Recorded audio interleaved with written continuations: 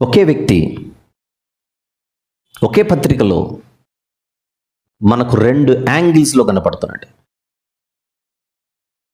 ఈ 2 కోణాలను చూపిస్తూ మనకు ప్రశ్న విసురుతూ, సవాలు విసురుతూ, మన భక్తి జీవితాలు ఎలాగున్నాయో దేవుడు ఈ దాసుని ద్వారా మనల్ని నిలబెట్టి అడుగుతున్నాడని ఈరోజు మనం ప్రశ్నించుకోవాలి. 13వ వచనం, సహోదరులారా, నేను ఇదివరకే పట్టుకొని ఉన్నానని తలంచుకొనను, అయితే ఒకటి చేయుచున్నాను, వెనుకున్నవి మరచి. ఫుట్నోట్లో లక్ష్య పెట్టక, వెనుకున్నవి మరచి.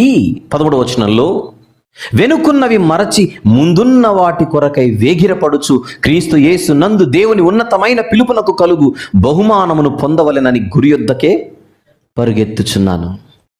నా పరుగును కొనసాగిస్తున్నాను.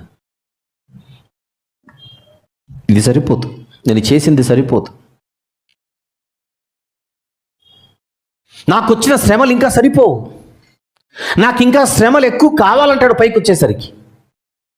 10వ వచనంలో, ఏ విధము చేతనైనను మృతులలో నుండి నాకు పునరుత్థానము కలుగవలెనని ఆయన మరణ విషయంలో సమానానుభవము గలవాడనై ఆయనను ఆయన పునరుత్థాన బలమును ఎరుగు నిమిత్తము ఆయన శ్రమలలో పాలివాడ నగుట ఎట్టిదో ఎరుగు నిమిత్తము సమస్తమును నష్టపరుచుకొని వాటిని పెంటతో సమానముగా ఎంచుకొనుచున్నాను. మరణ విషయములో సమాన అనుభవము నాకు కావాలి. ఆయన పొందిన శ్రమలలో సమాన అనుభవం కావాలి, నాకు ఈక్వల్ ఎక్స్పీరియన్స్ కావాలి. ఈక్వల్ ఎక్స్పీరియన్స్ అంటే ఆయన ఎట్లా కొట్టారో నన్ను అట్లా కొట్టాలి, ఆయన ఎలా హింసించారో నన్ను అలా హింసించాలి. అంత హింసలు ఇంకా నాకు రాలేదు.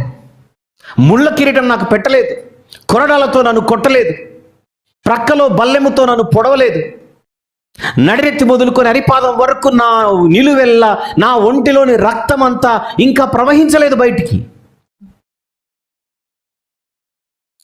నా శరీరంలోని ప్రతి రక్తపు బొట్టు ఇంకా బయటికి చిందింపబడలేదు.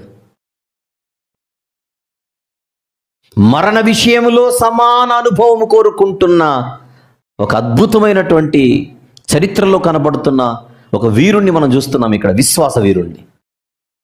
రోజు రోజుకి నేను ఎదగాలి, రోజు రోజుకి ఇంకా నేను బలపడాలి, రోజు రోజుకి ఇంకా నేను క్రీస్తులో పరిపక్వత చెందాలి, పరిపూర్ణుడవ్వాలి.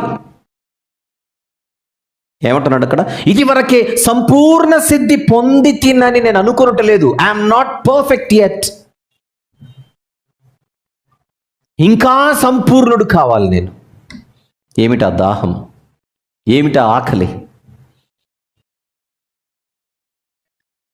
పౌలు గారిని ఒక యాంగిల్లో చూస్తే తృప్తి కల జీవితం కనపడుతోంది, మరొక యాంగిల్లో చూస్తే తృప్తే లేని జీవితం కనపడుతుంది. ఎందులో తృప్తి ఉంది, ఎందులో తృప్తి లేదు? Very simple. భుక్తిలో తృప్తి ఉంది, భక్తిలో తృప్తి లేదు. అదే ఆయన జీవితం.